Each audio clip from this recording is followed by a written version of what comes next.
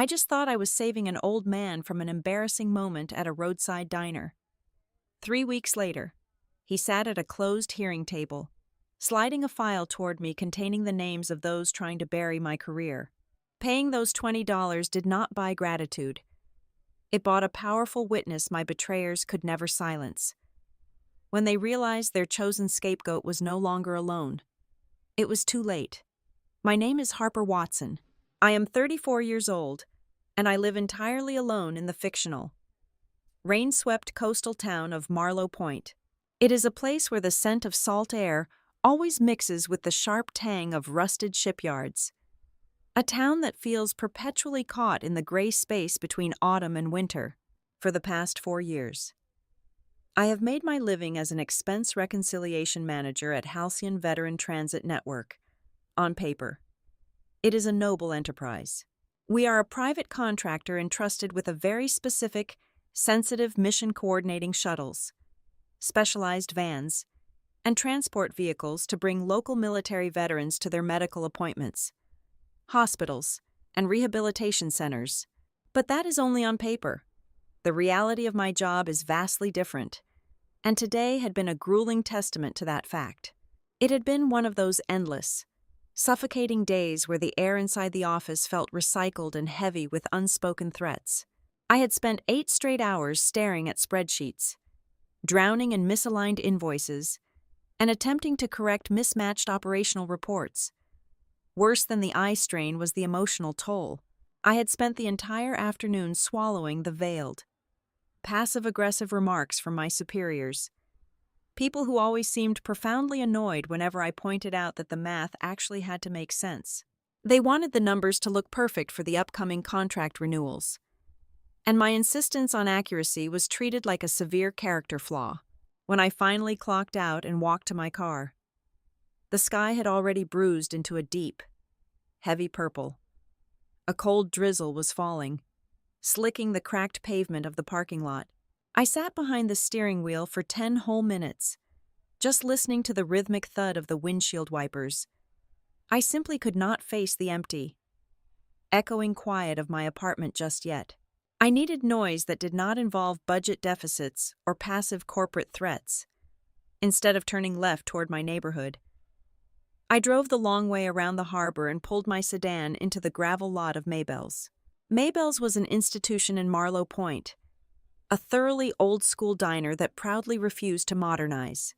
It was the kind of place that had not changed its scuffed linoleum floor, its cracked red vinyl booths, or its faded laminated menus since the 1980s. It served as a vital haven for the working class of the town. You would always find a reliable mix of exhausted locals, long-haul truckers taking a break from the interstate, and neighborhood veterans sharing stories over black coffee. Stepping through the heavy glass door, the warmth immediately hit my face. It was a thick, comforting wall of air smelling intensely of slightly burnt diner coffee, grilled onions, and heavy bacon grease. It was the exact, perfect opposite of the sterile, cold tension I had just escaped at the Halcyon corporate office. Here, things were blessedly simple. You ate your food, you paid your bill, and absolutely nobody asked you to bend your morals or falsify a ledger. I took my usual stool near the far end of the counter, ordering a black coffee and a slice of cherry pie. I sat in silence, nursing the hot mug between my freezing hands and watching the rain streak the large front window, blurring the streetlights into glowing, yellow orbs. About 20 minutes later, the usual low, comforting hum of the diner began to falter. The shift in the room's energy was subtle at first, but in a tight-knit place like Maybell's, you naturally noticed when the clatter of silverware quieted down and conversations dropped to a whisper. I turned my head toward the front of the restaurant. Standing up at the cash register was an older man. He wore a faded olive green jacket and a structured veteran's cap adorned with a few tarnished pins. His clothes were undeniably old and well-worn, but his posture was striking. He stood completely straight, his shoulders squared with a rigid, undeniable discipline that the heavy weight of time had not managed to bend. The young cashier, a girl who looked no older than 19, was swiping his worn bank card through the payment machine for the third time. The machine let out a flat, harsh, unforgiving beep. The girl looked up, offering a highly sympathetic, tight-lipped smile that clearly showed her own discomfort. "I am so sorry. Sir," it declined again. "Do you perhaps have another card? Or some cash?" The diner did not go completely silent, but the ambient noise definitely thinned out. People were watching from their booths, casting those discreet, uncomfortable glances that always accompany someone else's sudden misfortune. The old man did not throw a tantrum. He did not pat his pockets in a performative, exaggerated display of confusion to pretend he had simply forgotten his wallet.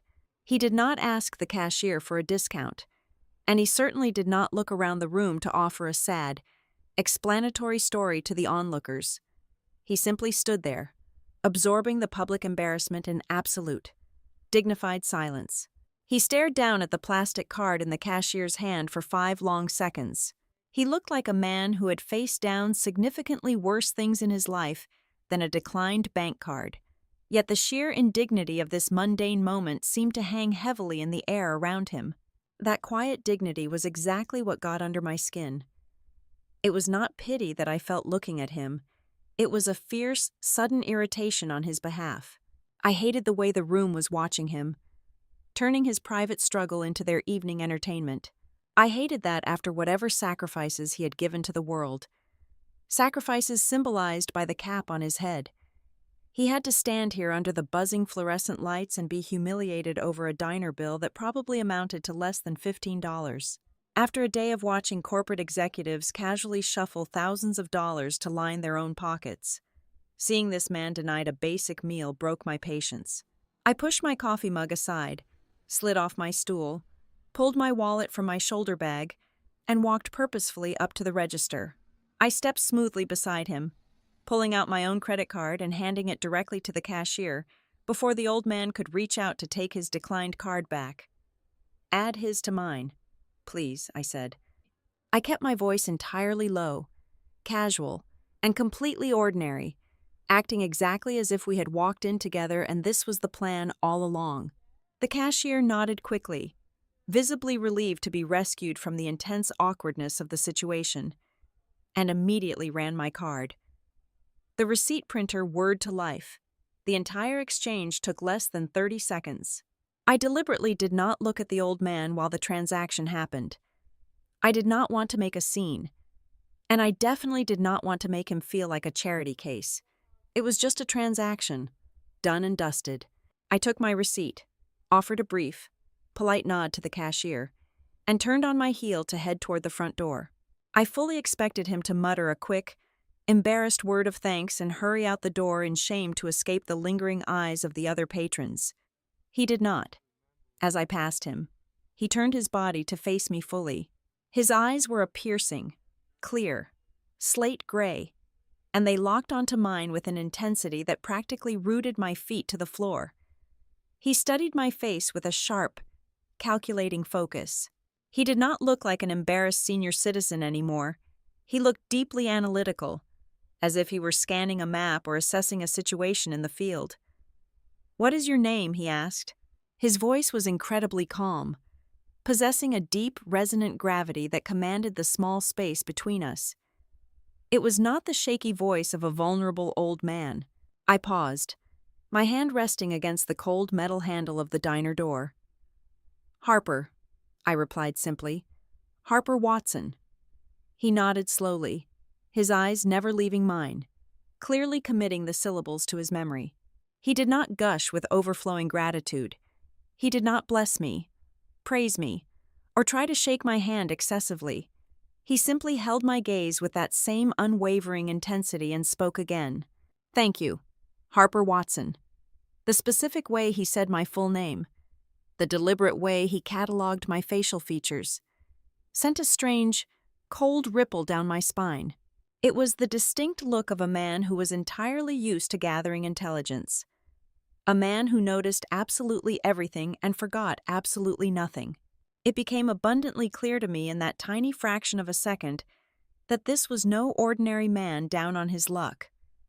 There was power behind those gray eyes, temporarily resting but entirely awake.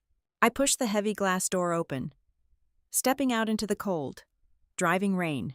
The freezing wind immediately whipped my wet hair across my face as I hurried across the dark gravel lot toward my car, pulling the collar of my wool coat tight against the bitter chill. I truly thought that would be the end of it. I honestly believed it was just a random, isolated act of kindness on a bleak Tuesday evening, a fleeting interaction that would dissolve into the forgotten ether of everyday life by tomorrow morning. I reached my sedan and unlocked the door. But just before I could slide into the driver's seat and shut the weather out, his voice carried across the parking lot. It cut cleanly and sharply through the sound of the pouring rain and the distant rumble of the harbor. "Where do you work?" he called out. I paused and looked back over my shoulder.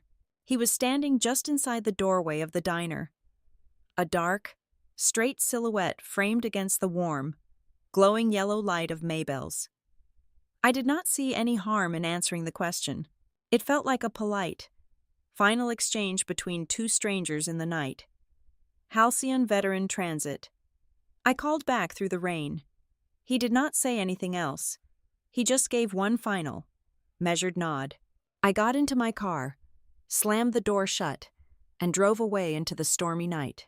I turned up the heater and focused on the wet road ahead, completely and utterly unaware that answering his simple, seemingly innocent question had just turned a key, silently unlocking the entire devastating tragedy that was already waiting for me.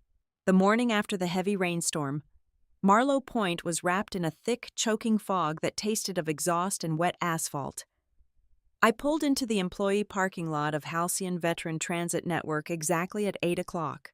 A massive, brightly colored vinyl banner hung above the main glass entrance doors. It read, "Serving those who served us first." It was a beautiful sentiment, the kind of slogan that made local politicians smile and private donors write generous checks. But the moment the automatic sliding doors closed behind me, cutting off the chill of the outside world, that noble illusion instantly evaporated. Inside, Halcyon did not operate on gratitude or patriotism. It operated on a quiet, pervasive fear and the aggressive manipulation of spreadsheets. The air in the bullpen was entirely devoid of warmth, replaced by the sterile hum of overhead fluorescent lights and the frantic clicking of keyboards. We were less than 60 days away from the defense contract renewal window with the neighboring military base, and the entire floor felt like it was holding its breath. The architect of this suffocating atmosphere was Grant Mercer. Grant had been installed as the new chief executive officer just 8 months prior. To the outside world, he was the picture of modern, empathetic corporate leadership. He had a firm handshake, a practiced, deeply sincere gaze, and a wardrobe of expensive, tailored navy suits that subtly communicated authority and competence. At charity galas and town hall meetings, Grant spoke passionately about our vital mission and the sacred duty we owed our veterans. But inside the walls of Halcyon, Grant never looked at the veterans. He only looked at the profit margins. He managed the office not through loud shouting, but through a suffocating, silent pressure. He would stand at the edge of the accounting floor, his hands resting casually in his pockets, simply watching us work. It was a predatory kind of stillness that made everyone type just a little bit faster. My desk was situated near the back, a strategic location that usually allowed me to bury myself in the data without being noticed. But today, the data itself was screaming at me. At 9:30 in the morning, Leona Price, our chief financial officer, dropped a heavy stack of printed ledgers onto my keyboard. Leona was a woman who treated corporate finance like a ruthless blood sport. She leaned over my desk, her expensive perfume failing to mask the sharp scent of stale coffee on her breath. "Harper, I need you to adjust the categorization on these operational expenses," Leona said, her voice dropping to a low, conspiratorial register. "The fleet maintenance column is running 12% over budget for the third quarter. I need you to reallocate these repair costs into the general administrative overhead file." I looked down at the neatly printed pages. "Leona, if I shift these mechanical repair invoices into administrative overhead, It misrepresents our vehicular upkeep costs to the military contract auditors. They require a clear separation of fleet expenses.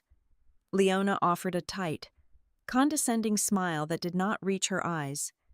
Do not overthink the compliance handbook. Harper. We are simply presenting a cleaner narrative for the renewal board. The auditors want to see an efficient operation. So we are going to show them an efficient operation. Just make the adjustments before noon. She turned and clicked her way back to her glass-walled office, leaving no room for debate. I pulled the heavy file toward me and began cross-referencing the paper invoices with the digital logs in our proprietary software system. That was when the isolated discrepancies I had been vaguely noticing for weeks suddenly began to form a terrifying, coherent pattern. I pulled up the routing history for 3 of our heavily modified wheelchair-accessible vans, according to the billing submissions sent to the state and the military grants. These specific vans had completed 42 round trips to the regional veteran hospital in the last 14 days. Each trip triggered a reimbursement payment of roughly $250 from the government fund. I opened a second window on my monitor, pulling up the raw GPS telemetry data for those exact same vehicles. The numbers did not match. The GPS logs showed those 3 vans had been sitting completely idle in our secure parking compound for 9 of those 14 days. The fuel purchase receipts matched the GPS data, not the billing reports. The vans were not burning gas, and they were not moving. Yet we were steadily collecting thousands of dollars for ghost trips. My heart began to beat with a heavy, painful rhythm against my ribs. I dug deeper, accessing the vendor payment portal. A massive portion of our recent mechanical expenses was being funneled to a newly contracted maintenance firm called Ridgeway Fleet Services. Over the past 3 months, Halcyon had wired tens of thousands of dollars to Ridgeway for emergency engine overhauls and transmission replacements. Yet, I managed the daily driver logs. I knew exactly which vans were operational. None of the vehicles listed on the Ridgeway invoices had ever been taken out of rotation for major repairs. I had never even seen a Ridgeway mechanic truck enter our gated lot. I grabbed the stack of papers, stood up, and marched directly into Leona's office. I closed the glass door behind me, ignoring her sharp glare of disapproval at the interruption. Leona, there is a massive problem here, I said, keeping my voice carefully leveled but firm. I placed the highlighted GPS logs next to the Ridgeway invoices on her pristine glass desk. We are double billing the grant fund for medical transports that never actually happened. And this Ridgeway contractor is receiving maximum payouts for maintenance work that absolutely no one can verify. The fuel logs do not match. The mileage does not match. Leona did not flinch. She did not look surprised, panicked, or confused. Instead, a cold, hard shadow crossed her face. She slowly picked up the papers, aligned the edges perfectly, and handed them right back to me. "Harper," Leona said, her tone dripping with a chilling, manufactured patience. "Do not make everything a moral issue. The grants are fluid. The budget is complex. This is simply how the system survives. We ensure the doors stay open, and in return, the veterans get their rides. If we play by the rigid rules of bureaucrats who do not understand the reality of our operating costs, we go bankrupt. Do your job, process the categorizations, and stop trying to play detective." I stood there for a long moment, the air in the room suddenly feeling dangerously thin. The message was incredibly clear. It was not an accounting error. It was a feature of the business model. I walked back to my desk, my stomach twisting into a tight, sick knot. As I sat down, Noah Ellis rolled his chair slightly into the aisle between our cubicles. Noah was 58 years old, a former logistics manager who had been with Halcyon since its founding. He looked tired, his eyes permanently shadowed by the exhaustion of a man who knew exactly when to keep his mouth shut. "You went into her office about the Ridgeway numbers, did you not?" Noah whispered, his eyes darting nervously toward the executive suites. I did not look at him, keeping my eyes fixed on my monitor. "The numbers are entirely fabricated. Noah, we are stealing money meant for disabled veterans. Noah sighed. A ragged, defeated sound. Listen to me very carefully. Harper. Ever since Grant took over the top floor, the rules changed. The people who ask too many questions about where the surplus cash goes do not stick around. They get pushed into unmanageable performance improvement plans, or they suddenly decide to resign for personal reasons. Keep your head down. It is not our money. It is not our fight. But the sickness in my stomach was rapidly turning into a cold, hard anger. I opened the daily passenger manifests. I recognized the names on the lists. I saw the name of a double amputee from the Gulf War, a man I had personally helped with billing inquiries 2 months ago. According to the system, he had been transported to physical therapy at 6 o'clock in the morning on a Sunday. I knew for an absolute fact that the Regional Physical Therapy Center was completely closed on Sundays. They were using the actual names of real, vulnerable men and women to legitimize their fabricated budget requests. I could not simply close the window. I hit the print command. I needed physical copies. I needed an analog trail that could not be deleted with a single keystroke from the IT department. The heavy office printer at the end of the row whirred to life, churning out page after page of cross-reference discrepancies, fake invoices, and manipulated GPS logs. I stood by the machine, gathering the warm sheets of paper and sliding them into a plain manila folder. Printing heavy today. Harper. The voice came from directly over my left shoulder. I froze, my fingers gripping the edge of the folder tightly. I turned to see Grant Mercer standing there. His hands were in his pockets, his posture relaxed, but his eyes were entirely devoid of warmth. He was looking directly at the thick stack of papers in my hands. Just running the end of month compliance reviews. Grant, I replied, forcing my voice to remain perfectly steady, refusing to break eye contact. Grant offered that terrifying, media-ready smile. Excellent. We pride ourselves on accuracy here at Halcyon. Keep up the thorough work. He walked away, his expensive leather shoes making almost no sound on the carpet. He did not ask to see the pages, but he did not need to. The subtle shift in his tone told me everything I needed to know. I had just stepped out of the shadows and directly into the brightest part of his radar. I walked back to my desk, the manila folder feeling heavier than a block of concrete in my hands. I sat down and stared at the blank wall of my cubicle. The reality of my situation crystallized with terrifying clarity. I was standing perfectly balanced on the edge of a massive, devastating precipice. I had exactly 2 choices moving forward. I could delete the files, shred the folder, nod my head at Leona, and blindly keep my quiet, comfortable job. Or I could keep looking down into the rapidly expanding black hole at the center of this company. I knew, with absolute certainty, that if I kept looking, the darkness inside that hole was eventually going to reach out and try to pull me in. The shift in the atmosphere did not happen with a dramatic explosion. It happened with the slow, agonizing turn of a vise. Grant never raised his voice. He never reprimanded me in front of the bullpen. Instead, he weaponized the bureaucracy against me, turning the mundane routines of my job into a daily psychological siege. The new protocol began subtly. At 4:45 in the afternoon, just as I was shutting down my terminal, an email would chime. It was always from Grant, requesting a comprehensive secondary audit on fuel expenditures from 2 years prior. He would call me into his spacious corner office at 5:30, making me sit in the low leather chair opposite his desk while he slowly, methodically questioned every single line item. He did not care about the answers. The purpose of these meetings was not clarity.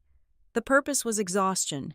He wanted me to leave the building at 7:15, drained, second-guessing my own memory, and entirely isolated from the rest of the staff. Leona adopted a different, sharper strategy. Files that I had processed flawlessly for years suddenly started coming back to my desk covered in aggressive, red ink. She began weaponizing microscopic discrepancies. One morning, she dropped a thick vendor folder directly onto my keyboard, snapping the plastic binder shut with a sharp crack. There is a 32-cent variation between the projected toll fees and the actual receipts. Harper, Leona said, her voice carrying just enough for the surrounding cubicles to hear. I need you to completely rebuild the weekly summary. If we cannot trust your basic arithmetic, it becomes a serious competency issue. I expect better from someone in your pay grade. She was deliberately constructing a paper trail of professional incompetence. Every returned file, every passive-aggressive email copying the entire management team, was a brick in the wall they were building around me.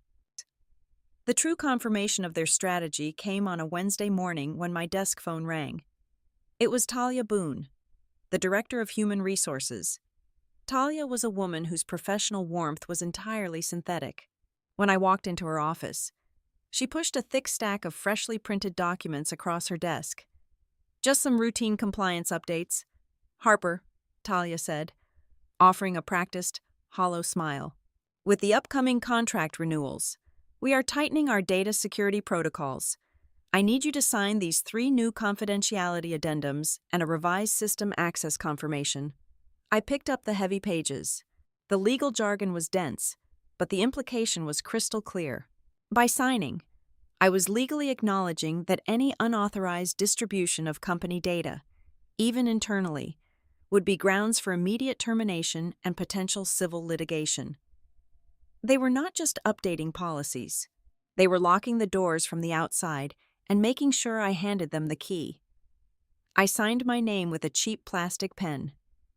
Feeling the cold knot in my stomach pull tighter, I returned to my desk, staring blindly at my monitor. The isolation was becoming physically painful. Colleagues who used to stop by for coffee breaks now walked past my aisle with their eyes fixed firmly to the floor. Later that afternoon, I walked into the small employee break room to get a glass of water. Noah was standing by the sink, pretending to read a bulletin board. As I stepped next to him, he did not look at me, but he slid his mobile phone across the counter. "Look at the screen," Noah whispered, his voice trembling slightly. "Do not touch it. Just look." It was a photograph of the master administrative payroll screen, a highly restricted dashboard that only executive-level logins could access. I scanned the columns. For the weekend of the 12th and the 13th, the system showed 7 different drivers logging 10-hour shifts each. I was the only dispatcher on duty that weekend. Noah breathed, his eyes wide with a mixture of fear and quiet outrage. Not a single one of those vans left the lot. Someone at the very top is manually creating ghost shifts, generating the payroll, and intercepting the direct deposits before they hit the real drivers' accounts. They are bleeding the operational fund dry from the inside. Before I could respond, the break room door swung open, and Noah swiftly pocketed his phone, turning back to the sink. The reality of the theft hit me again when I left the building that evening. I was walking toward my car when a figure stepped out from the deep shadows near the chain-link fence. It was Russ Darden, one of our oldest and most reliable veteran drivers. He wore his heavy work jacket pulled tight against the biting wind, looking nervously over his shoulder toward the security cameras. "Harper," Russ said, his voice a low, gravelly rasp. "I need you to know I am not the one writing these reports. The dispatch logs say I drove Route 9 to the physical therapy clinic on Tuesday and Thursday. My van has a cracked radiator. It has been sitting dead in spot 42 all week. Why have you not reported the false logs to dispatch?" "Russ," I asked, keeping my distance so it would look like a casual passing conversation if anyone was watching. He let out a bitter, exhausted sigh. "Because I am 61 years old. I have a mortgage, and my wife needs the company health insurance for her treatments. The last driver who complained about a padded log was fired 2 days later for a supposed safety violation. I cannot afford to be brave. Harper. But I know you see what is happening." He walked away into the dark, leaving me standing alone in the freezing wind. I realized then that my silence was no longer a shield. It was complicity. That night, I did not sleep. I sat at my small kitchen table, the glow of my laptop illuminating the dark apartment. I knew the company's servers monitored downloads and file transfers, so I used my personal mobile phone to take high-resolution photographs of every legitimate reconciliation, every heavily edited schedule, and every ghost invoice I had access to. I carefully saved the vague, manipulative email directives from Leona and Grant. I was building my own shadow ledger. The next morning, I decided to play by their official rules one last time, purely to document their failure. I drafted a meticulously worded, formally structured report outlining the specific mechanical billing discrepancies and the suspicious payroll logs. I submitted it directly through the secure internal whistleblower portal, a system that Halcyon proudly advertised in their employee handbook as an independent, safe channel. The response arrived exactly 2 hours and 14 minutes later in my regular inbox. It was an email from Talia Boone. "Thank you for your diligence. Harper. The executive board has received your inquiry and will review the matter internally. No further action is required on your part at this time." It was a masterful piece of corporate deflection. It was far too polite to be considered a threat, but completely devoid of any real commitment. It was a perfectly slick, impenetrable wall. They had the report. And now they knew exactly how much I knew. The breaking point arrived at 11:30 that night. I was lying in bed, staring at the ceiling, when my personal cell phone buzzed hard against the nightstand. The caller identification screen glowed brightly in the dark room, displaying the words, "Unknown caller." I hesitated for a moment before pressing the answer button and lifting the phone to my ear. I did not say hello. I just listened to the heavy, static-laced silence on the other end of the line. A voice spoke. It was electronically muffled, stripped of any identifiable pitch or cadence, but the cold menace behind the words was unmistakable. "You are a very smart woman, Harper. Smart people know when to stop digging. Leave the dirt where it is, if you do not want to become an example." The line went dead with a sharp click. I sat up in the dark, my heart hammering furiously against my ribs. The phone felt like a block of ice in my hand. The chilling reality of my situation finally settled over me, completely suffocating and absolute. This was no longer just a case of aggressive corporate accounting or middle management greed. I had stumbled into a meticulously organized, deeply entrenched network. They were entirely comfortable stealing from the vulnerable, and they were thoroughly experienced in erasing anyone who looked too closely at their work. I was not just fighting for my job anymore. I was completely trapped in a cage with predators who had already decided I was their next meal. Exactly 48 hours after I clicked submit on that secure internal whistleblower portal, the carefully constructed floor beneath my professional life simply vanished. It happened at 10 in the morning on a bright, deceivingly calm Friday. Talia Boone appeared beside my cubicle without warning. She did not ask if I had a moment to spare. Her face was an unreadable, hardened mask as she instructed me to follow her to the main executive conference room immediately. I walked down the long, carpeted hallway, feeling the eyes of the bullpen tracking my every step. The silence in the office was deafening. When I stepped into the conference room, the air conditioning hit my skin like a physical blow. Grant Mercer sat precisely at the head of the long mahogany table. Leona Price sat to his right, her perfectly manicured hands folded neatly over a thick, unmarked manila folder. They looked entirely relaxed, exuding the terrifying calm of predators who had already trapped their prey. Grant spoke first. He did not use the aggressive, reprimanding tone of a boss confronting a problematic employee. Instead, he utilized a deeply practiced, artificially sorrowful cadence. He looked me directly in the eyes and informed me that their external IT security division had flagged severe, catastrophic anomalies originating from my workstation. He claimed they had discovered massive, unauthorized data exports occurring over the past 3 weeks. According to him, highly sensitive patient medical histories, proprietary financial ledgers, and restricted routing schedules had been illegally accessed and copied to an external server. And the digital fingerprints, he stated with absolute conviction, traced directly back to my personal login credentials. I opened my mouth to speak, to point out the absolute, blinding absurdity of the accusation. But Talia instantly cut me off. She raised her hand, signaling to a man from the technology department who had been standing silently in the corner shadows. He walked briskly out the door. A sickening realization washed over me. He was heading straight to my desk to physically seize my laptop, my hard drives, and my physical notebooks right in front of the entire accounting floor. It was a perfectly choreographed, public administrative execution. Talia held out her palm across the polished wood table and demanded my company access badge. Then came the psychological kill shot. Grant slid a single, crisp piece of paper across the table toward me. It was a voluntary resignation form, complete with a comprehensive non-disclosure agreement. "We want to handle this catastrophic breach of trust with as much dignity as possible." "Harper," Grant said, his voice dripping with venomous sympathy. "Sign this document. Walk away quietly today. We will classify this as a personal departure due to stress, and we will graciously choose not to refer these egregious data breaches to the state investigators or the Federal Grant Oversight Committee. You keep your freedom, and we protect the privacy of our vulnerable veterans. It is the best option for everyone." I stared down at the paper. I knew exactly what it really was. It was not a mercy offer. It was a preemptive confession.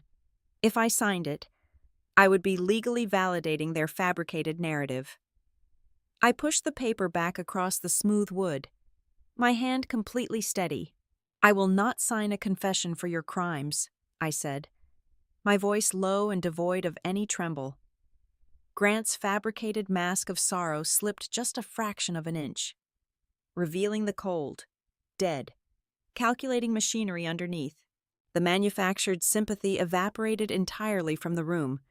"That is highly unfortunate for your future," he replied simply. Within 24 hours, I understood the true, devastating scale of their contingency plan. By Saturday morning, the poison had already seeped deeply into the social groundwater of Marlowe Point.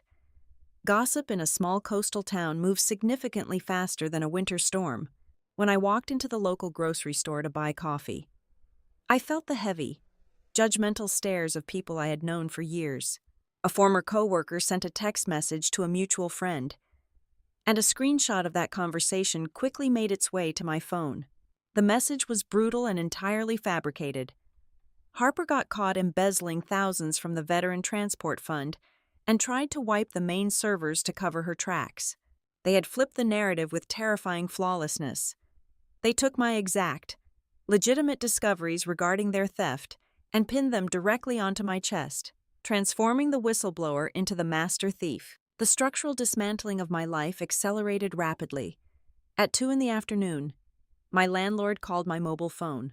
He asked pointed, uncomfortable questions about whether my rent check for the first of the month was actually going to clear the bank, citing rumors he had heard at the local hardware store. An hour later, I logged into my online banking portal. A quarterly performance bonus I had earned 3 weeks prior, money that was legally mine, was suddenly marked as suspended. I immediately called the branch manager, only to be coldly informed that my former employer had flagged the funds under a status of active legal dispute. My financial arteries were being systematically and intentionally severed. I desperately tried to reach out to the only 2 people who knew the absolute truth. I called Noah first. The call went straight to his voicemail. I drove my car past his small suburban house, but his driveway was empty, and all the thick curtains were drawn tight against the afternoon sun.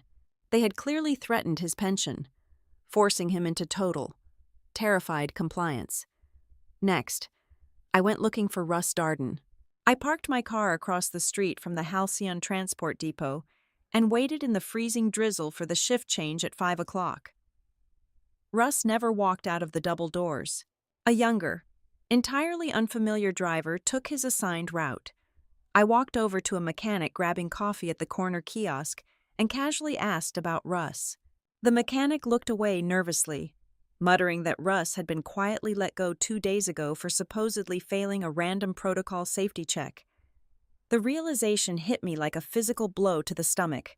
Grant and Leona were not just firing me, They were clearing the entire board. They were sweeping away every single human being who possessed the knowledge to corroborate my story. The absolute climax of my despair hit me at 8 o'clock that evening. I found myself parked in the dark, directly across the street from the Halcyon corporate headquarters.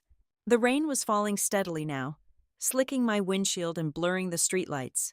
I rolled down my window, letting the freezing wind bite my face as I stared across the asphalt at the massive, brightly illuminated logo mounted on the side of the brick building, serving those who served us first. I had given 4 years of my life to that slogan. I had genuinely believed in the sanctity of the work, putting in endless hours of unpaid overtime to ensure that broken men and women got the care they deserved. Now, I sat completely alone in the dark, stripped of my income, my professional reputation, and my entire community. I finally understood their true strategy. They did not just want to remove me from the building. They wanted to utterly annihilate my credibility in the real world, ensuring that if I ever did try to speak out to the authorities, I would sound like nothing more than a bitter, disgraced, and desperate thief trying to invent lies to save herself. I sat in the freezing car, gripping the leather steering wheel until my knuckles turned completely white. I fully expected to feel an overwhelming, paralyzing surge of panic. I expected to break down and cry, to mourn the sudden, violent death of the life I had built. But the tears never came. The initial, blinding shock burned away completely, leaving behind something entirely different in my chest. It was a perfectly still, crystalline rage. It was cold, heavy, and absolutely unshakable. Grant Mercer, Leona Price, and Talia Boone had meticulously calculated every single angle of their defense strategy. They had manipulated the data, silenced the witnesses, and poisoned the town against me. But their single, fatal miscalculation was their core assessment of who I was. They firmly believed that pushing an isolated woman to the absolute edge of a financial and social cliff would make her cower, panic, and silently fade away into the shadows. They were entirely wrong. The anger in my blood did not explode into a loud, messy tantrum. It settled into a chilling, methodical focus. I looked up at the glowing corporate logo one last time, making a silent, unbreakable vow. If they had confidently chosen to push me into the abyss, I was going to reach up, grab their ankles, and drag their entire parasitic, hypocritical empire down into the dark with me. The thick, heavy envelope arrived by certified mail on a Tuesday afternoon. It bore the stark, unsmiling seal of the Department of Defense. Inside the rigid cardboard was a formal legal summons commanding my immediate presence at Fort Calder Support Command at exactly 9 o'clock on Thursday morning.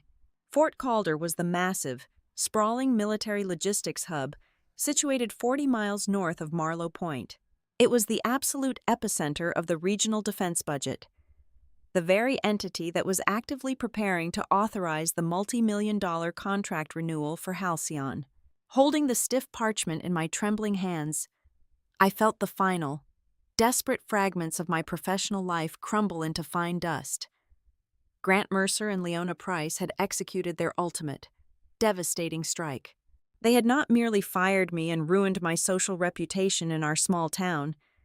They had proactively forwarded their fabricated evidence of my supposed data breach to the federal level. This was the definitive end. I was utterly convinced that this military hearing was designed to formally brand me as a defrauder of the United States government. A permanent, catastrophic black mark that would guarantee I never worked in corporate finance, or anywhere else, ever again. The drive up the gray, winding coastal highway took exactly 55 minutes. I parked my sedan in the designated visitor lot, feeling entirely insignificant, dwarfed by rows of massive armored transport vehicles and high chain-link fences topped with razor wire. The security checkpoint was rigorous and deeply intimidating, a sharp, violent contrast to the polite, superficial security desk at the Halcyon corporate office. 2 armed military police officers verified my identification, scanned my paperwork, and escorted me through a disorienting maze of sterile, Concrete corridors. The hearing chamber was not designed for comfort or negotiation. It was a windowless, acoustically deadened room dominated by a long, heavy oak table. I walked through the reinforced wooden door, bracing every muscle in my body, fully expecting to see Grant Mercer sitting there with his manufactured, sympathetic smile, ready to watch me burn to ash. But Grant was not there. Neither was Leona. Neither was Talia Boone. Instead, 4 people sat uniformly along one side of the table, their postures rigidly professional and unforgiving.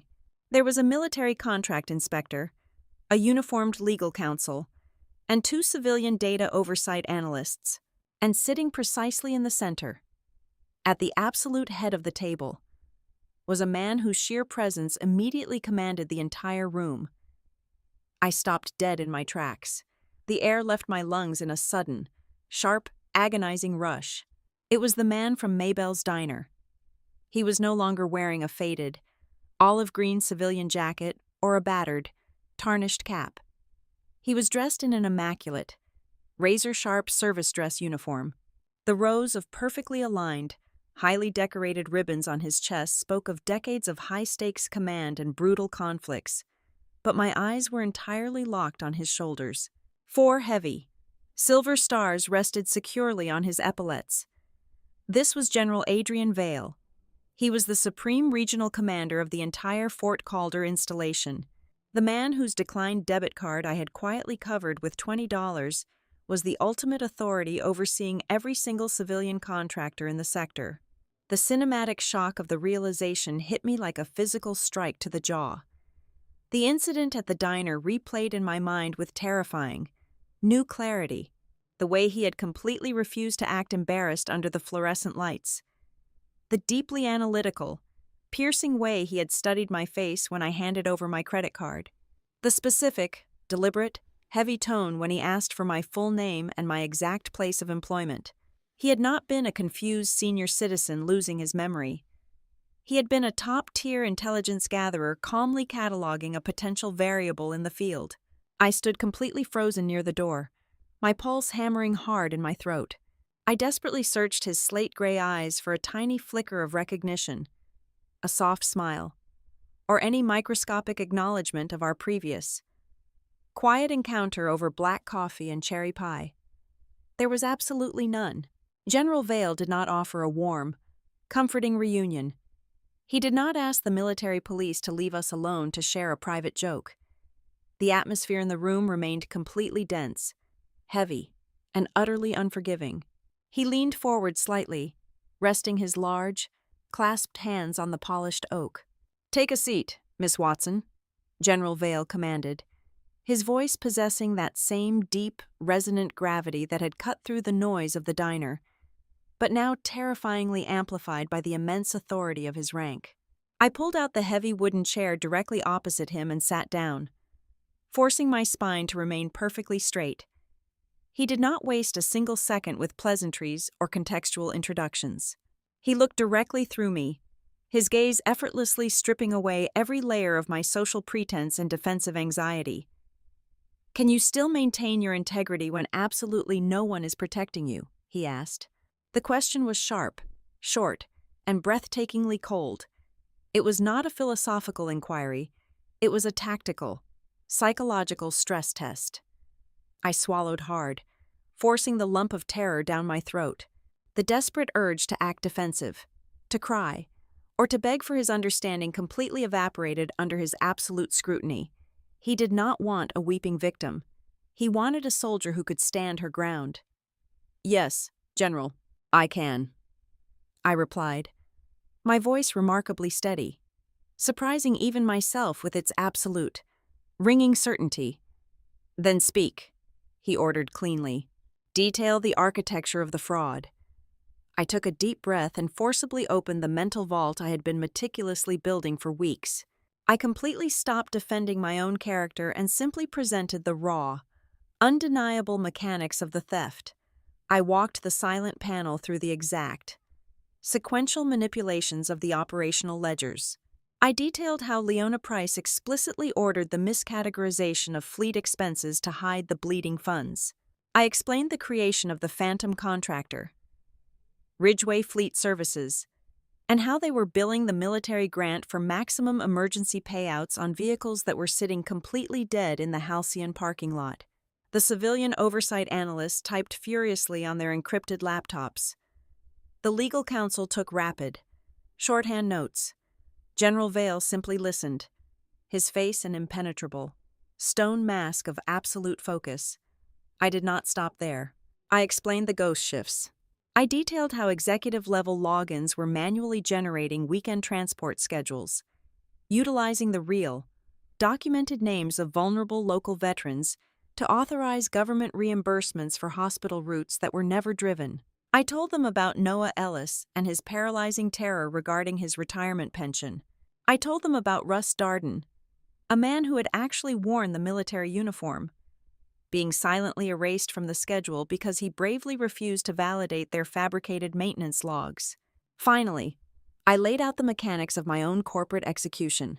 I explained the internal whistleblower report I had naively submitted, the immediate, vicious retaliation by Talia Boone, the public confiscation of my hardware, and the perfectly orchestrated smear campaign they had launched in Marlowe Point to preemptively destroy my credibility before I could ever reach an authority figure.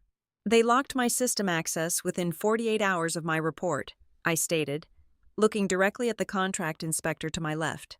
But before they managed to freeze my credentials, I utilized my personal cellular device to photograph the unedited GPS telemetry logs, the initial fuel purchase receipts, and the contradictory billing submissions. I have the digital image files securely backed up. Silence rapidly descended upon the chamber. It was a heavy, loaded, incredibly dangerous quiet. The legal counsel looked up at General Vale, a silent confirmation passing instantly between them. General Vale finally shifted his rigid posture, leaning back slowly in his chair. The piercing, terrifying intensity of his gaze did not waver for a millisecond. "We have been monitoring the Halcyon network for 6 months," General Vale revealed, his tone meticulously controlled and entirely devoid of emotion. The operational efficiency metrics Grant Mercer submitted for the upcoming contract renewal were mathematically flawless. They were entirely too perfect. In the chaotic theater of medical logistics, a 100% success rate over a sustained fiscal quarter is a statistical impossibility. The numbers on paper were pristine, but the ground truth was rapidly deteriorating.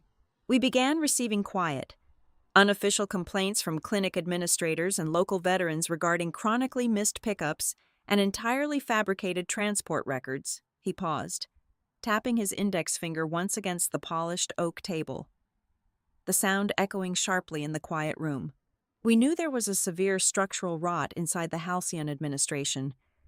What we lacked was a confirmed, internal vector to prove the deliberate, top-down manipulation of the digital architecture. They successfully hid the stolen money behind thick layers of authorized corporate procedure. General Vale's eyes locked onto mine again, the slate gray suddenly as sharp as broken glass. Then, 2 weeks ago, Halcyon Human Resources suddenly flagged a mid-level accounting manager as a catastrophic security risk. They submitted a preliminary brief to our oversight office, preemptively painting you as a rogue employee attempting to sabotage their database. They wanted us to officially revoke your federal clearance before you could ever request an audience with my investigative team. He let the massive weight of that revelation settle heavily over the table. Grant had actually tried to use the absolute power of the United States military to lock my cage permanently. I personally reviewed the security flag. General Vale continued, his voice dropping a full octave into a low rumble. I saw the name Harper Watson printed on the brief, and I distinctly remembered a woman in a diner who possessed the very specific, very rare inclination to step directly into a line of fire that did not belong to her.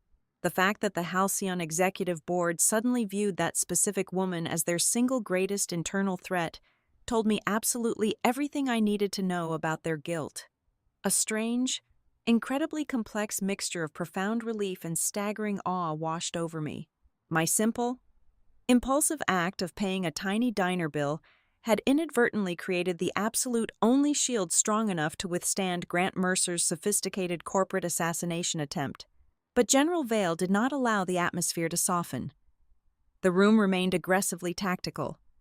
He stood up from his chair, his massive frame dominating the space, signaling the definitive end of the initial debriefing. The rest of the panel immediately stood at rigid attention. He looked down at me, his expression entirely stoic, devoid of any comforting warmth, pity, or grandfatherly reassurance. He was a commander actively preparing a battlefield, and I was simply his newest, most vital asset. "Do not mistake this room for a sanctuary, Miss Watson," General Vale stated, delivering the precise words with a sharp, cutting edge that left zero room for misinterpretation. "I do not reward kindness. I test character. You have brought me an excellent map of their battlefield, but we still need to definitively prove they are the ones giving the illegal orders." He turned toward the heavy wooden door, pausing for a fraction of a second to look back over his shoulder and deliver his final command. "Now help me see who is making money off the backs of those who wore the uniform." Leaving Fort Calder, I did not feel a sudden wave of triumphant relief. Instead, I felt a sharp, dangerous clarity settling deeply into my bones. The military oversight team had provided me with a secure, encrypted communication channel, a heavily monitored email address, and a burner phone number that routed directly to the civilian data analysts. However, the legal counsel at the hearing had issued a severe, explicit warning before I walked out the door. Any misstep I made from this point forward, any illegally obtained data or premature confrontation, would be aggressively weaponized by Halcyon's corporate defense lawyers to destroy the federal investigation and bury me permanently. I drove back to my apartment in Marlow Point, but I refused to sit by the window and passively wait for General Vale to execute a rescue mission. He had made it abundantly clear that he was testing my character, not rewarding my misfortune. I had transitioned from a cornered victim into an active, calculating hunter. I transformed my small living room into a strategic war room. I purchased 2 large corkboards from a local supply store and mounted them against the bare wall, using the photographs I had captured on my personal cell phone before my termination. I began pinning up the printed documents, creating a massive, interconnected web of corporate deceit. I meticulously rebuilt the entire timeline of the financial fraud. I traced the precise chronological path of the payments, matching the exact timestamps of Leona's deliberately vague email directives to the specific moments the digital operational logs were manually altered. I mapped everything down to the very minute Talia Boone had abruptly revoked my system access, proving their action was a desperate, coordinated cover-up rather than a standard security protocol. My breakthrough arrived late on a Thursday night. My encrypted burner phone vibrated on the coffee table. It was a message from an unregistered number, containing a single, high-resolution image file. Noah had finally found the courage to break his forced silence.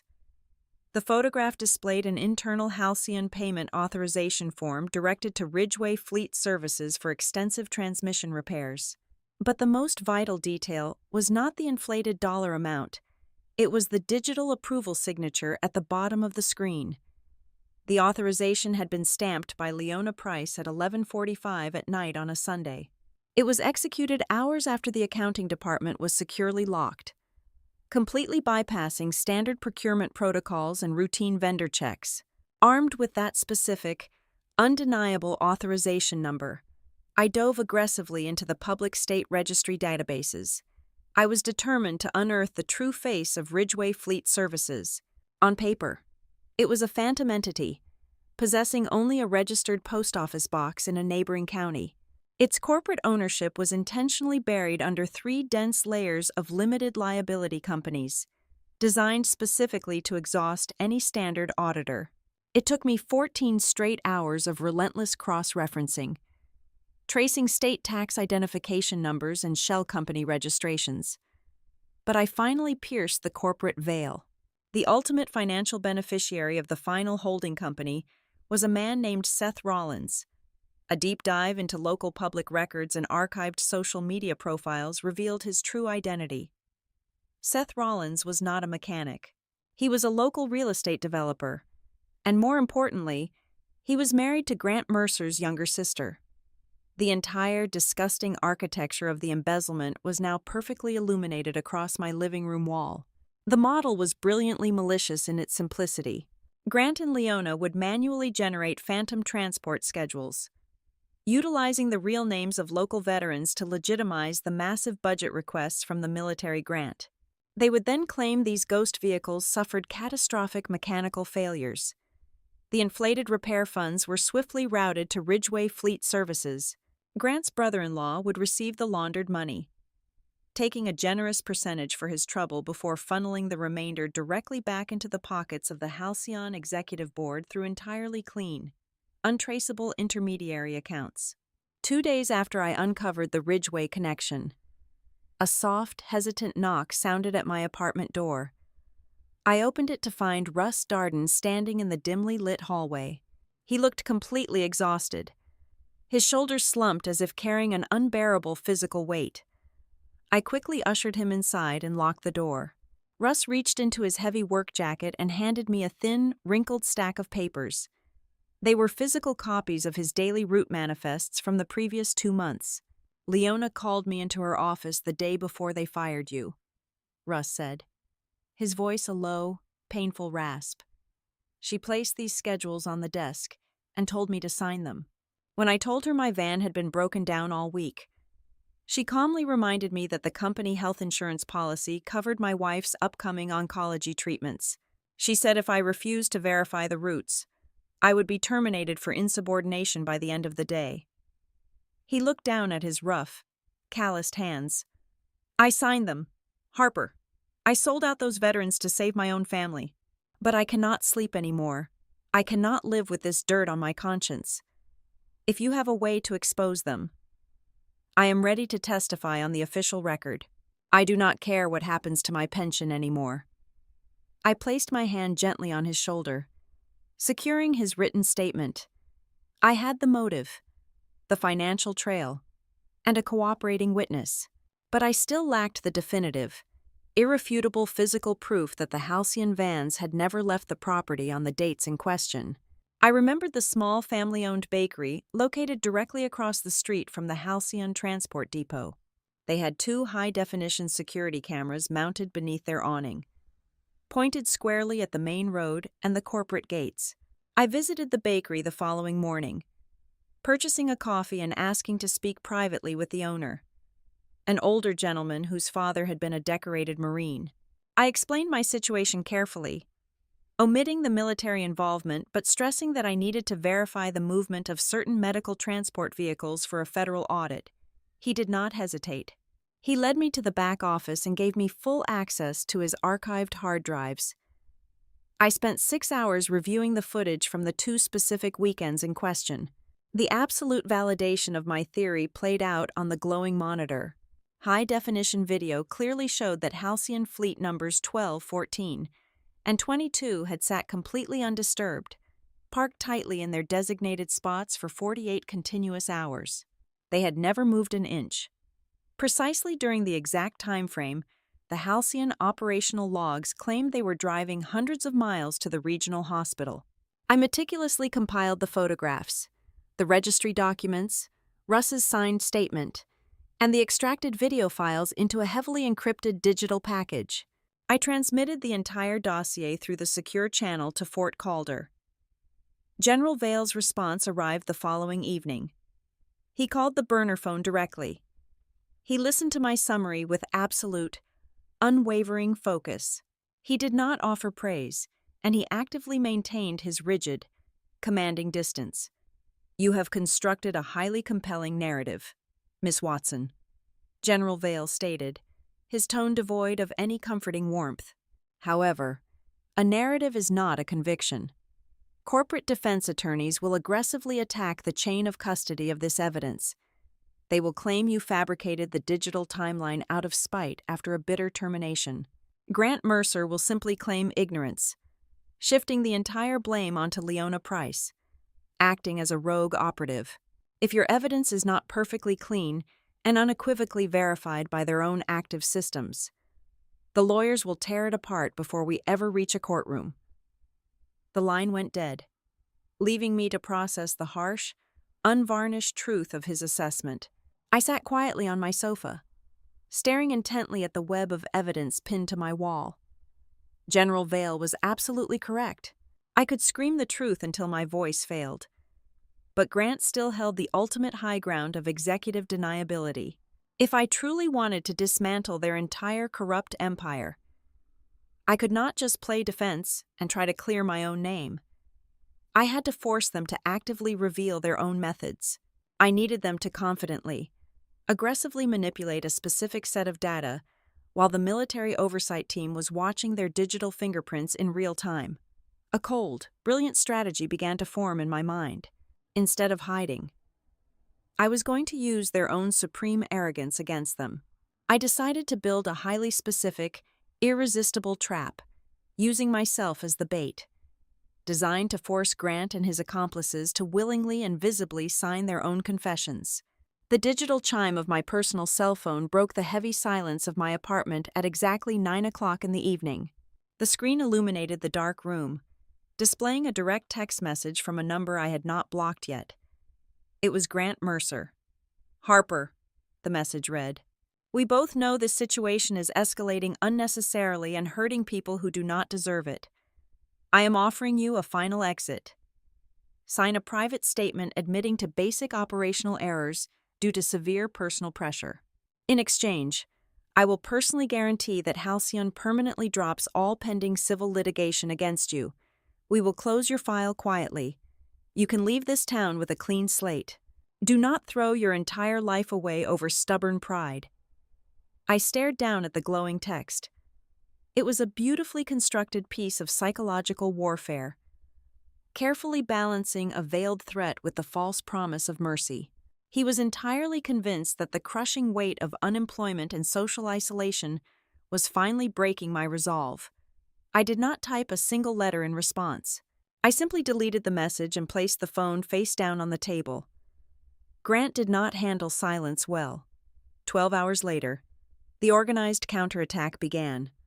I woke up to a barrage of notifications. A notoriously vicious, anonymously run local news blog had just published a sprawling, heavily distorted feature article. The headline painted a sensational picture of a disgruntled, mentally unstable accountant who had attempted to systematically sabotage a beloved veteran charity out of pure, vindictive spite after being passed over for a promotion. The article contained highly specific, twisted fragments of my employment history, including manipulated snippets of my old performance reviews. That level of deeply confidential data could have only come directly from the secure files managed by Talia Boone. They were actively seeding the digital ground with poison, ensuring that a simple internet search of my name would instantly brand me as a volatile liability. The real-world consequences materialized that very afternoon. I had completed an incredibly promising final interview with a regional logistics firm 3 days prior. The hiring manager called me at 2 o'clock. He sounded deeply uncomfortable, clearing his throat multiple times before speaking. "Miss Watson, I am incredibly sorry, but we are going to have to withdraw our preliminary employment offer," he said, his voice tight. "We received a highly concerning, unsolicited phone call this morning from your former Director of Human Resources at Halcyon. She strongly implied a severe pattern of ethical instability and mentioned an ongoing internal investigation regarding corporate sabotage. We simply cannot take that kind of administrative risk right now." I thanked him quietly and ended the call. Talia had personally reached out to sever my only remaining lifeline. They were deliberately, methodically starving me out, believing that a person who cannot pay their rent will eventually surrender to anything. Instead of panicking, I returned to my living room warboard. I stared at the photograph of Seth Rollins, the county commissioner and Grant's brother-in-law. The massive sums of money being funneled into the fake maintenance company were substantial. But men like Grant and Seth did not orchestrate this level of complex, high-risk systemic fraud just to pad their savings accounts. There was a deeper, significantly more lucrative endgame. I began cross-referencing the specific geographical zones of the phantom transport routes Russ Darden had been forced to sign off on. A glaring pattern emerged. Every single fabricated cancellation, every route deemed completely financially unviable in Leona's manipulated reports, was heavily concentrated in the lower-income southern district of the county. That district just happened to be where the primary Halcyon dispatch depot was physically located. I immediately pulled up the municipal zoning board records from the past 6 months. The pieces snapped into place, forming a picture of staggering, calculated greed. Commissioner Seth Rollins was aggressively pushing a massive commercial rezoning initiative for that exact southern district. The embezzlement of the veteran transit funds was not merely a theft, it was a deliberate starvation tactic. Halcyon was intentionally manufacturing a false financial crisis to prove to the military and the state that serving the veteran population in the southern district was mathematically impossible due to catastrophic fleet maintenance costs. They were preparing to officially abandon the neighborhood, moving the transit hub to a much smaller, cheaper lot out of town. This strategic abandonment would instantly devalue the surrounding commercial real estate, completely clearing the path for Rollins to condemn the old transit properties and break ground on a highly lucrative, multi-million-dollar retail and luxury housing development. They were systematically cannibalizing the critical infrastructure meant for disabled veterans simply to clear land for a shopping mall. I needed them to fully expose themselves, and I knew exactly how to exploit their supreme arrogance. Grant and Leona firmly believed they were the smartest people in the room. I was going to let them prove it. I accessed a legacy cloud-based staging folder. It was a third-party shared directory I used to utilize with Leona to draft preliminary quarterly budget reports before officially transferring them to the secure company intranet. Halcyon IT had abruptly revoked my official server access, but they had entirely overlooked this external application. I knew for an absolute fact that Leona still actively monitored this specific folder, obsessively checking to see if I would accidentally leave behind any digital footprints she could weaponize. I crafted a brilliant, irresistible piece of bait. I built a highly complex, dense spreadsheet titled Unsubmitted Variance Reconciliations. Within the labyrinth of legitimate-looking rows and columns, I planted 3 highly specific, mathematically absurd figures. For instance, I listed the projected quarterly auxiliary fuel deficit as exactly $74,819.33. It was a number I pulled completely out of thin air. It had absolutely no basis in reality, and it did not match any existing Halcyon invoice. I planted 2 other equally unique, fabricated numbers deep within the document. I uploaded the file at midnight, so I left the folder completely unprotected. I did not have to wait long. Just 36 hours later, Noah Ellis utilized his remaining access to the billing department to quietly capture a screenshot of the preliminary board presentation Grant and Leona had just finalized for the Fort Calder Military Contract Renewal Committee. Noah sent the image to my encrypted burner phone. I zoomed in on the glowing screen. There, sitting proudly on slide 14, prominently displayed under the heading of Projected Auxiliary Operational Deficits, was my exact figure, $74,819.33. The other 2 fabricated numbers were neatly integrated into the following slide. It was the ultimate, irrefutable checkmate. Grant and Leona had publicly testified to the United States military that my user account was a severe, catastrophic security threat filled with corrupted, dangerous data. Yet, they had just secretly stolen an unverified, entirely fabricated spreadsheet from that exact same supposedly dangerous source and officially presented those numbers to the federal government as their own meticulously audited financial truth. They had blindly swallowed the poison simply because it made their fraudulent budget look perfectly balanced. I forwarded the presentation slides and the cloud server timestamp directly to General Vale's civilian analysts. General Vale did not intervene with a dramatic public raid. He operated with terrifying, suffocating subtlety. The very next morning, the Fort Calder Military Logistics Command issued a formal soft seal on the entire Halcyon contract renewal docket. It was delivered as a remarkably mundane bureaucratic notice, quietly stating that all pending approvals, financial disbursements, and operational expansions were temporarily frozen pending a routine secondary administrative review of data sourcing. It was not an arrest warrant, but to Grant Mercer and Leona Price, it was a deafening, terrifying alarm bell. The soft seal meant the military knew something was wrong with the math.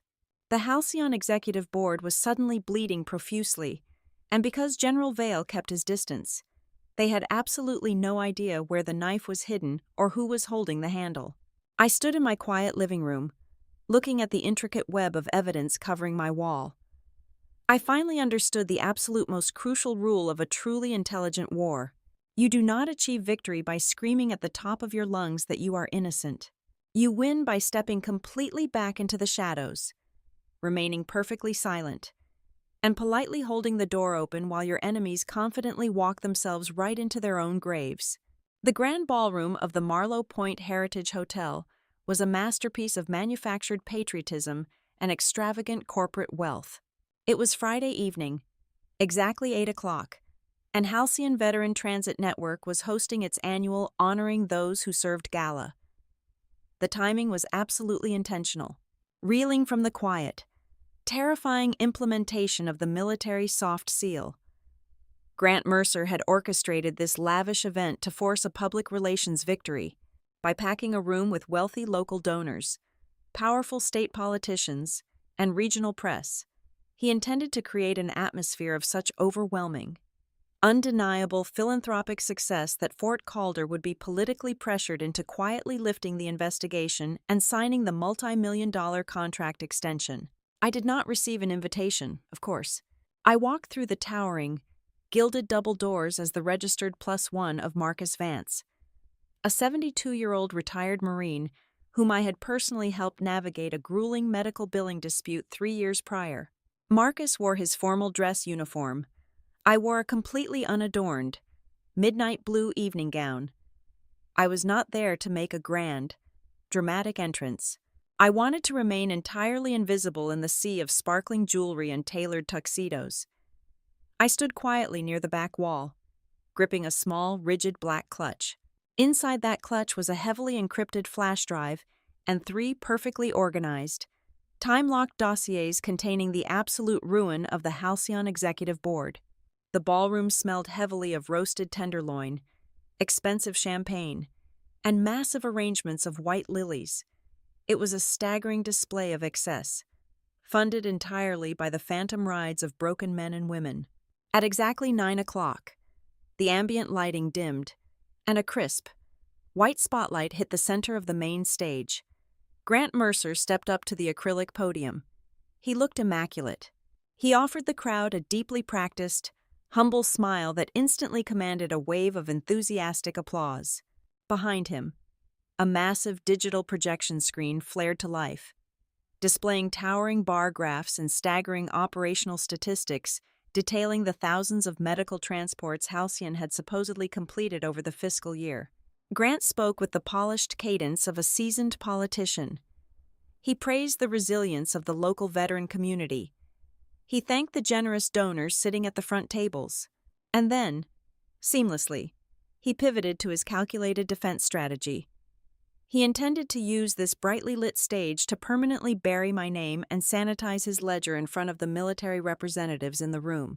"Progress is rarely without its painful hurdles," Grant said, his voice dropping into a register of heavy, manufactured sorrow. "Recently, our Halcyon family faced a severe internal challenge. We discovered that a former individual within our own financial department had tragically lost their way. They betrayed our sacred mission, attempting to severely compromise our operational data for personal, vindictive reasons. It breaks my heart that someone would try to jeopardize the lifeline of our veterans. But we acted swiftly. We removed the threat. We secured the perimeter. And tonight, we stand before you completely transparent, fully audited, and ready to expand our fleet for the upcoming decade. A low murmur of sympathetic outrage rippled through the wealthy crowd. They were eating right out of the palm of his hand. He was expertly framing any potential military audit not as an investigation into his own fraud, but as a necessary cleanup of my supposed sabotage. The mayor of Marlow Point stood up, raising his crystal champagne flute to initiate the toast that would officially welcome the Fort Calder representatives to the stage to announce the contract extension. Before the mayor could speak a single word, the heavy oak doors at the rear of the ballroom swung open with a resounding, heavy thud that echoed cleanly across the silent room. General Adrian Vale stepped into the ballroom. He was not accompanied by an armed military escort, nor did he carry a weapon. But the sheer, crushing weight of his presence instantly sucked the oxygen out of the massive space. He wore his absolute most formal dress uniform, the 4 silver stars on his shoulders catching the ambient light. The entire ballroom froze. The clinking of silverware stopped. The wealthy donors slowly lowered their glasses. General Vale did not march aggressively. He walked down the center aisle with a slow, terrifying, measured pace. His slate-gray eyes locked entirely on the acrylic podium. Grant's pristine, media-ready smile completely vanished, replaced by a rigid, pale mask of sudden panic. Vale stopped at the edge of the stage. He did not ask for a microphone. He simply projected his voice, deep and resonant, effortlessly cutting through the tense silence. "There will be no contract extensions announced tonight," General Vale stated. He did not sound angry. He sounded like a man reading a weather report before a devastating hurricane. "The Fort Calder Support Command is officially pausing all financial authorizations regarding the Halcyon network. We have identified severe, compounding discrepancies within the provided service metrics that require immediate, public clarification." The crowd erupted into a chaotic symphony of shocked whispers and sudden murmurs. The press photographers instantly raised their cameras, the rapid flashing of their strobes illuminating Grant's rapidly sweating forehead. This was the exact moment the fortress walls cracked. This was my breach. I stepped out from the deep shadows of the back wall and walked smoothly down the left aisle. I did not look at Grant. I walked directly to the front table where the lead military contract inspector was seated. Stunned by his commanding officer's sudden intervention, I unclasped my small black bag and slid a thick, bound dossier directly onto the crisp, white tablecloth in front of him. "You will find the clarifications the general is looking for on page 2. Sir," I said, my voice carrying clearly over the murmuring crowd. "The operational metrics currently projected on that screen claim Fleet Vehicles 12 and 14 completed 86 round trips to the regional hospital last month.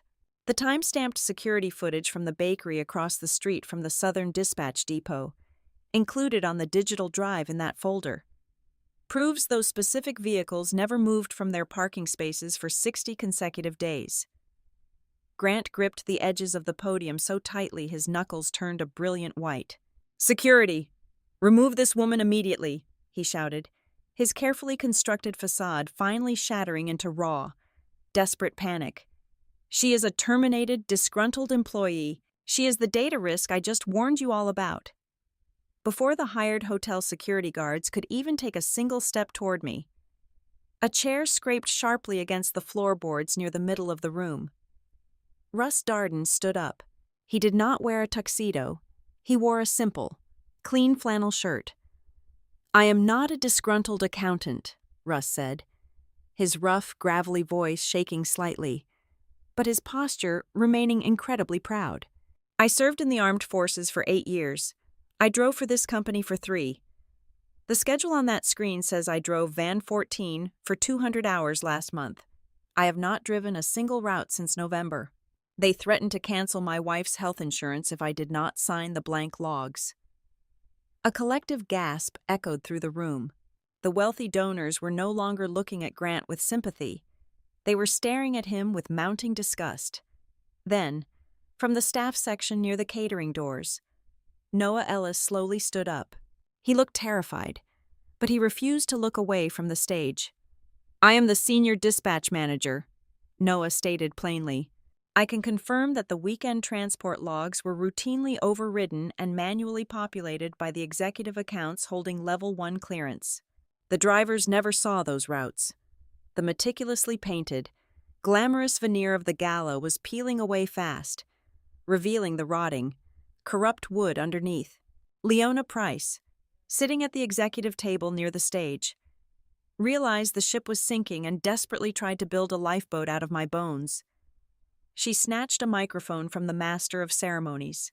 "This is an elaborate, vindictive fabrication," Leona yelled, her expensive perfume failing to mask the sharp scent of her terror.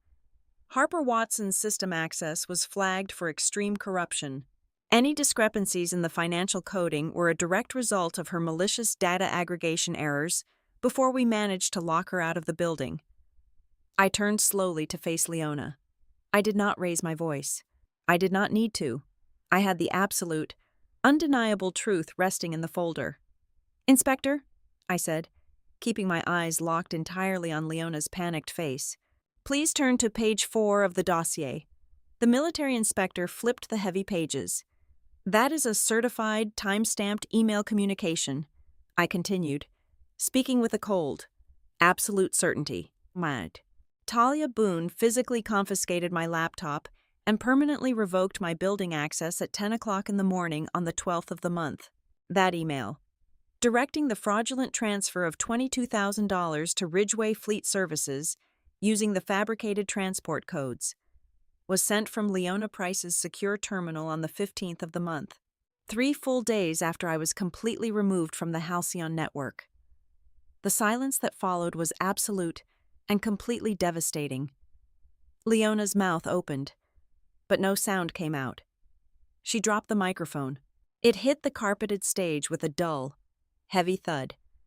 The gala did not collapse into a dramatic police raid right then and there. General Vale did not order them to be placed in handcuffs. He simply turned his back on the stage, signaling to his military personnel that the evaluation was completely over. But as the donors began to hurriedly grab their coats and the press aggressively shouted questions at the paralyzed executives, the true victory was entirely clear.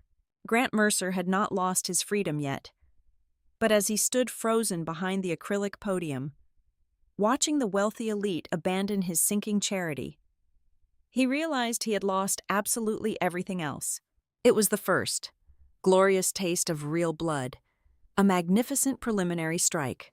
I walked quietly back up the aisle toward the exit, knowing perfectly well that while I had broken their legs tonight, the absolute, final execution was still waiting for them in the daylight. The gala had been a spectacular public execution of their reputation. But as Monday morning rolled around, the cold reality of corporate law settled over my war room. Grant Mercer was bleeding, surrounded by panicked investors and a frozen military contract. Yet he was not completely dead. He possessed a masterfully constructed layer of legal insulation. Every manipulated spreadsheet, every fabricated operational code, and every fraudulent maintenance invoice carried Leona Price's digital signature. Not his. He was actively preparing to sacrifice his chief financial officer, playing the role of the betrayed executive who had been entirely blind to the actions of a rogue department head.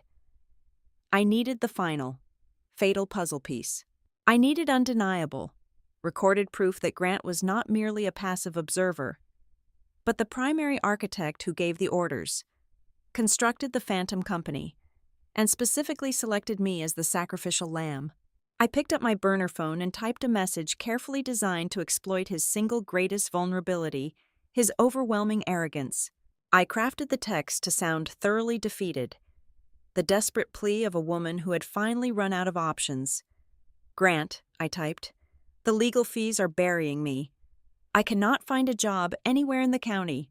If your offer for a quiet exit and a civil liability waiver is still on the table, I am ready to sign the non-disclosure agreement. Let us end this." His response arrived within 15 minutes, a testament to his desperate need to close the breach I had created. He agreed to meet, demanding total secrecy. I chose the location. I instructed him to come to the rear alley entrance of Maybell's Diner at exactly 11 o'clock at night. An hour after the kitchen closed and the staff went home, the owner, deeply loyal to the veteran community, had gladly given me the keys to the back storage room. It was the exact geographical point where this entire war had silently begun, completing a perfectly poetic, invisible loop. The storage room was dimly lit by a single caged bulb hanging from the exposed wooden rafters. The air smelled heavily of old flour, stale coffee beans, and dried mop water. I sat at a scratched, stainless steel prep table, wearing a faded gray sweater, my posture intentionally slumped. Taped securely beneath the metal lip of the table, just inches from my knees, was a high-fidelity digital audio recorder, completely fully charged and actively recording. In the darkened front dining area, separated only by a swinging wooden door, Noah Ellis sat in absolute silence, wearing a pair of headphones connected to a live audio transmitter in my pocket. He was my real-time witness. At 10 minutes past 11, the heavy metal security door in the alley creaked open. Grant stepped into the dingy room, wearing a tailored charcoal overcoat that looked ridiculously out of place among the stacked boxes of canned tomatoes. Talia Boone followed closely behind him, clutching a sleek leather portfolio against her chest. They looked around the cramped, dusty space with barely concealed disgust. Grant pulled out a metal folding chair and sat opposite me, while Talia remained standing, hovering over his shoulder like a sharply dressed vulture. Grant looked at me, a victorious, predatory smile spreading across his face. He completely bought the illusion of my surrender.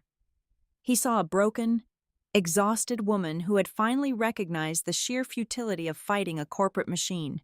"I told you this would happen, Harper," Grant said, his voice smooth and dripping with patronizing sympathy.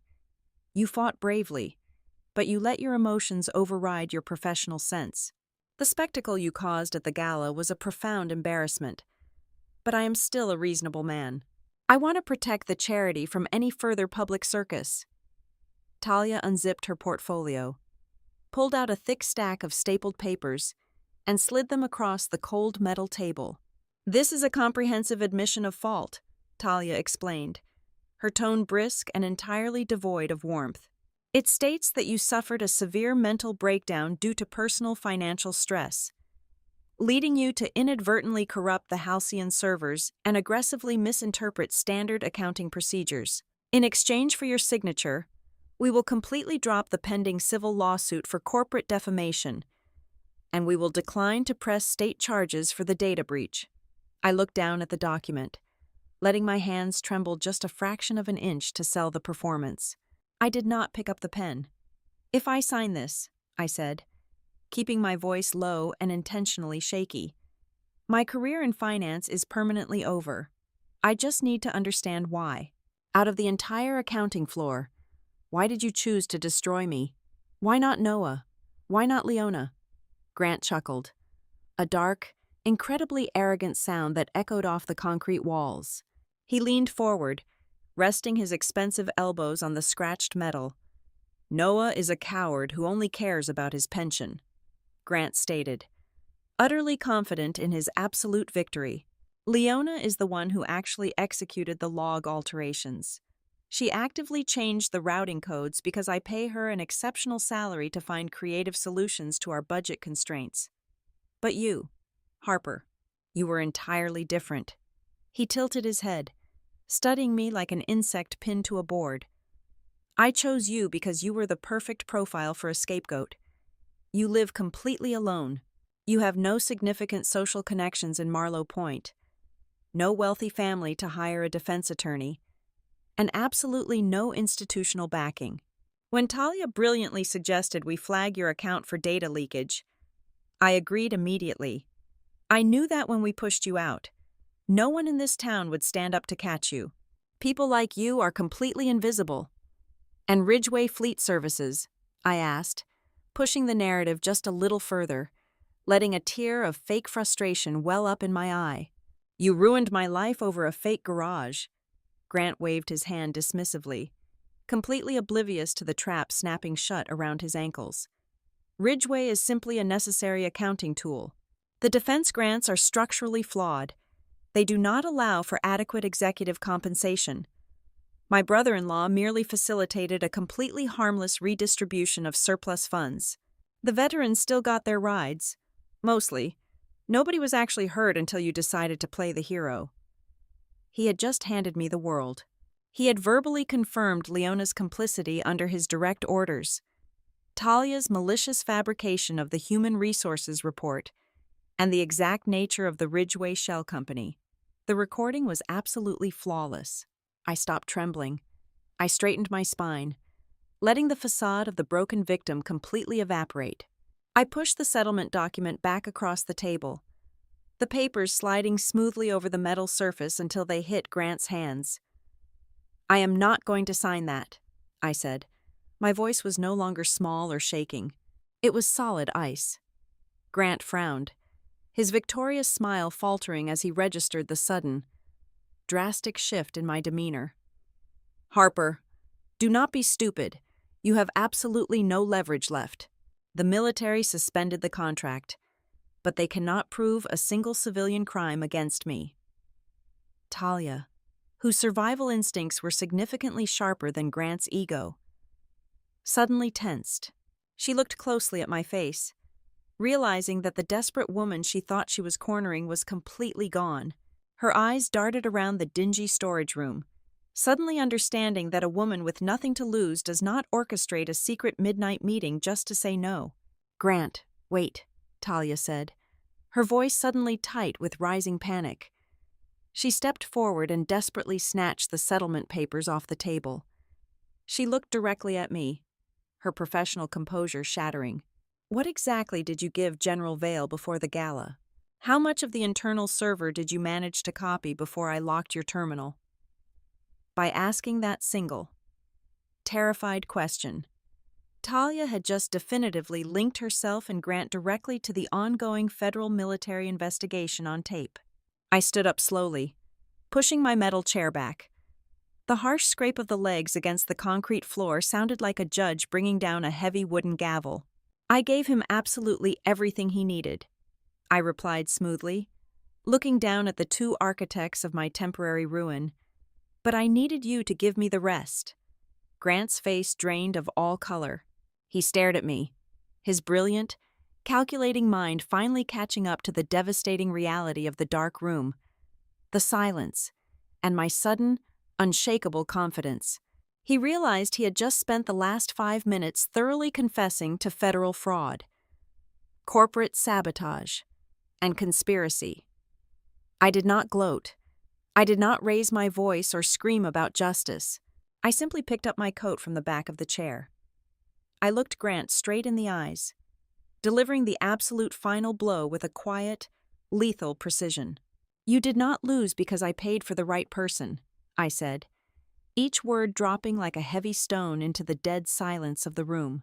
"You lost because from the beginning to the end, you considered decent people to be weak."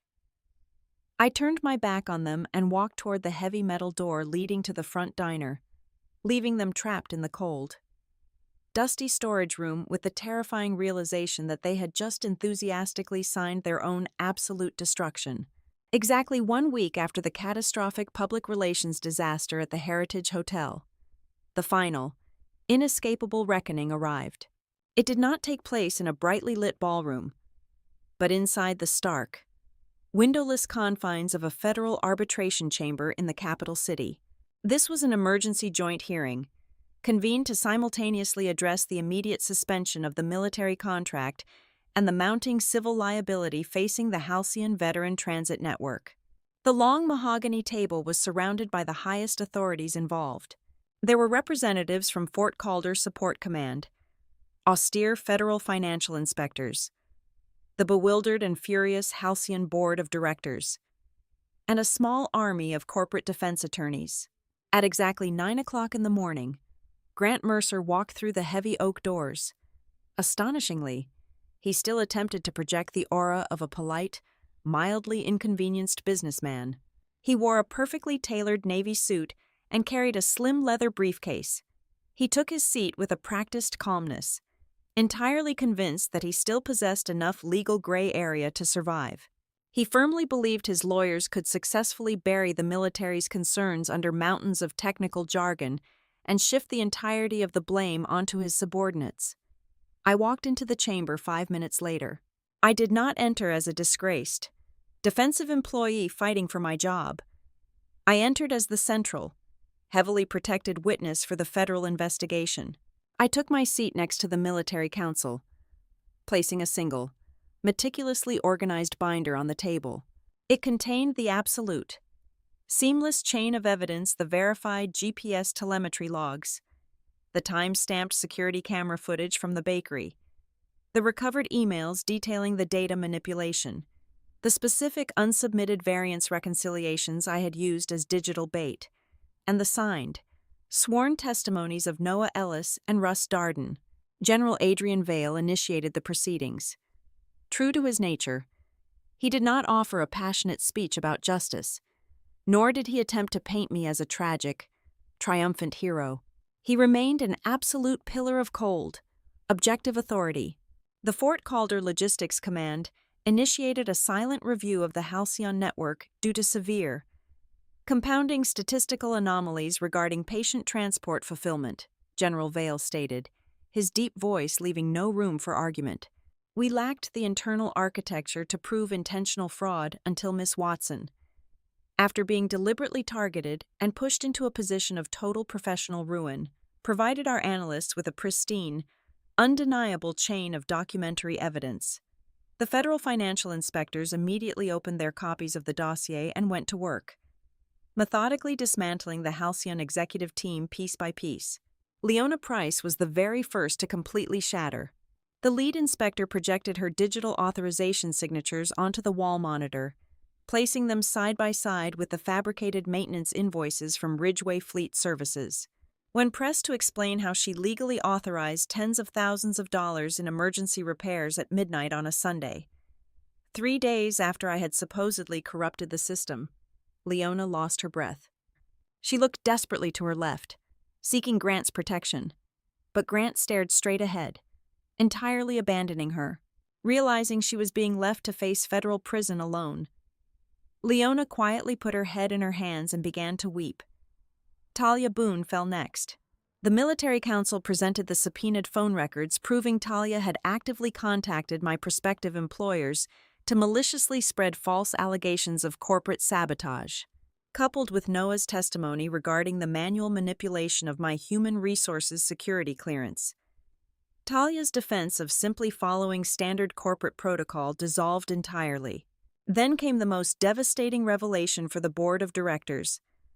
The inspectors officially connected Seth Rollins, Grant's brother-in-law, to the Phantom Maintenance Company. They laid out the municipal zoning documents, proving that the intentional financial starvation of the southern dispatch routes was a highly calculated maneuver to abandon the neighborhood, devalue the real estate, and pave the way for a massive commercial development project. Sensing the absolute collapse of his entire empire, Grant Mercer made his final, desperate play. He adjusted his silk tie and leaned into the microphone, engaging his most sincere, sorrowful tone. "This is a profound tragedy," Grant said, shaking his head slowly. "I placed my absolute trust in my department heads. I gave them the autonomy to manage the intricate details of our budget. I am deeply horrified to sit here today and discover this level of collective negligence and greed operating right under my nose. I accept responsibility for lacking adequate oversight, but I had absolutely no knowledge of these fraudulent fabrications, nor did I ever instruct anyone to target Miss Watson." He was trying to build a firewall out of Leona and Talia's bodies. It was the exact moment I had been waiting for.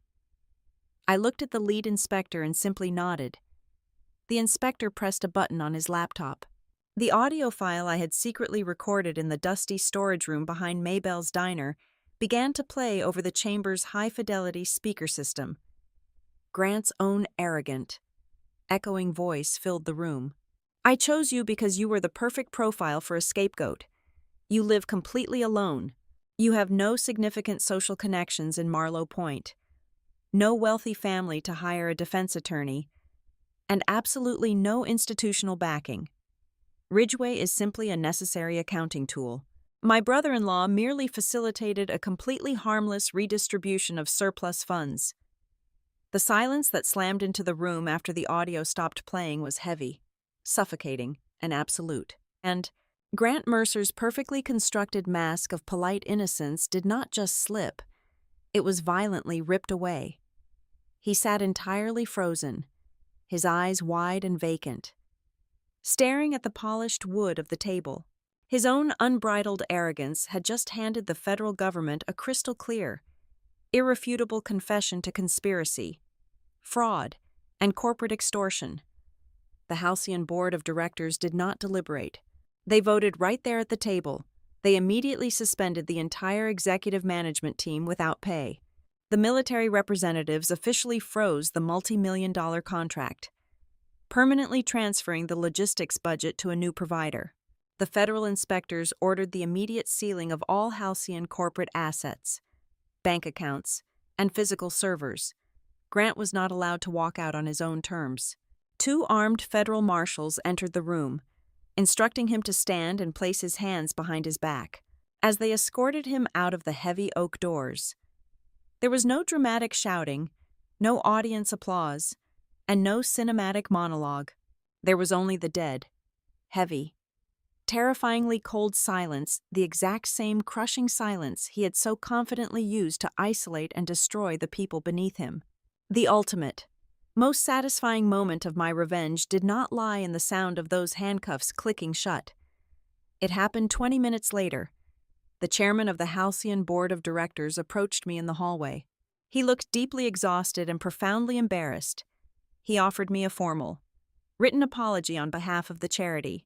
Furthermore, he offered to immediately reinstate me, promoting me to the position of Chief Financial Officer, accompanied by a massive 6-figure financial settlement to compensate for the emotional distress and public defamation I had endured.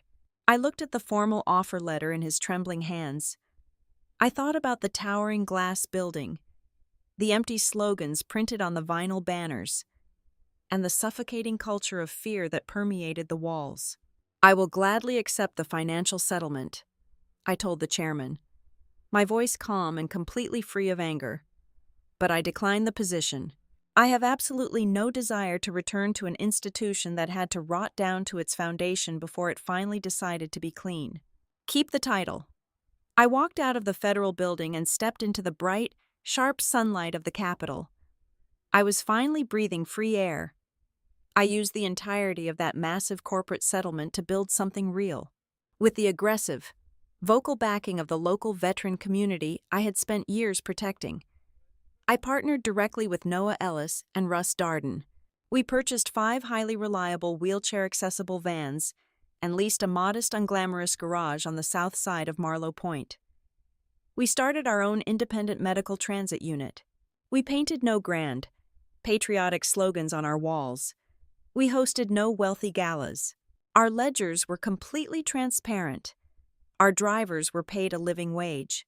And our sole, uncompromising focus was ensuring that the men and women who served our country actually made it to their medical appointments. Months later, on a bitterly cold, rainy Tuesday evening, I found myself pulling my car into the familiar gravel lot of Maybell's Diner. I walked inside, immediately enveloped by the comforting, heavy scent of burnt coffee and grilled onions. I sat at my usual stool at the end of the counter, ordering a slice of cherry pie. As I ate, I noticed a large booth near the front window. 4 older, distinguished veterans were sitting together, laughing loudly and sharing stories over steaming plates of meatloaf and mashed potatoes. When I finished my coffee, I quietly walked up to the teenage cashier. I pulled a $50 bill from my wallet and handed it to her, gesturing subtly toward the booth by the window. "Put their meal on this, please," I whispered, offering a small, knowing smile. I did not wait for the men to notice. I did not wait for a thank you, and I certainly did not wait for them to ask my name. I simply zipped up my coat, pushed open the heavy glass door, and stepped out into the freezing rain. I closed the loop with a quiet, entirely invisible act of kindness. But as I drove away into the stormy night, My heart was perfectly at peace, because I knew, with absolute, unshakable certainty, that sometimes the smallest, quietest actions in the dark are the exact sparks needed to burn a massive empire of lies straight to the ground. Thank you so much for listening to my story. Please leave a comment down below and let me know where you are listening from so we can interact and share our thoughts. If you enjoyed this, please subscribe to the Olivia Revenge Stories channel, like the video, and support us by pressing the hype button so the story in this video can be heard by many more people.